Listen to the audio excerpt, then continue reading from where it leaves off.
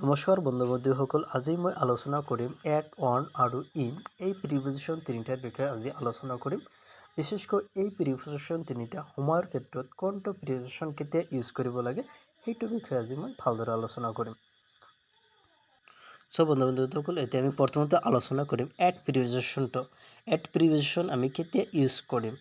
So at প্ৰিপজিশ্যনটো আমি টাইমৰ আগত ইউজ কৰিম, যেনেকৈ at 6 o'clock, at 10 o'clock, at 9 o'clock।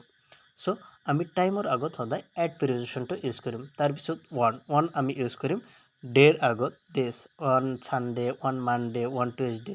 So ডেৰ আগত আমি কি কৰিম, ওৱান প্ৰিপজিশ্যন ইউজ কৰিম। তাৰপিছত ইন প্ৰিপজিশ্যনটো আমি ইউজ কৰিম কেতিয়া, যে ছিজনৰ আগত, মান্থৰ আগত, ইয়াৰৰ আগত, এইবিলাকৰ আগত আমি কি কৰিম, ইন প্ৰিপজিশ্যনটো ইউজ কৰিম। যেনেকৈ তোমাৰ ছিজনৰ ক্ষেত্ৰত in spring, in autumn, in monsoon, in winter, এইবিলাকৰ আগত আমি সদায় কি কৰিম, ইন প্ৰিপজিশ্যনটো ইউজ কৰিম।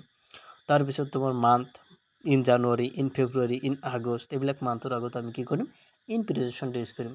তাৰপিছত ইয়াৰৰ ক্ষেত্ৰত আমি কি কৰিম, ইন প্ৰিপজিশ্যনটো ইউজ কৰিম। ইন 2020, ইন 2021, এইবিলাক ইয়াৰ আগত কি কৰিম, আমি ইন প্ৰিপজিশ্যনটো ইউজ কৰিম। সো বন্ধু-বান্ধৱীসকল, তোমালোকৰ কাৰণে কেইটামান খালী ঠাই দিয়া হৈছে। যদি তোমালোকে বুজি পাইছা তেনেহ'লে খালী ঠাইবিলাক ফিল আপ কৰি কমেণ্টত লিখি দিবা।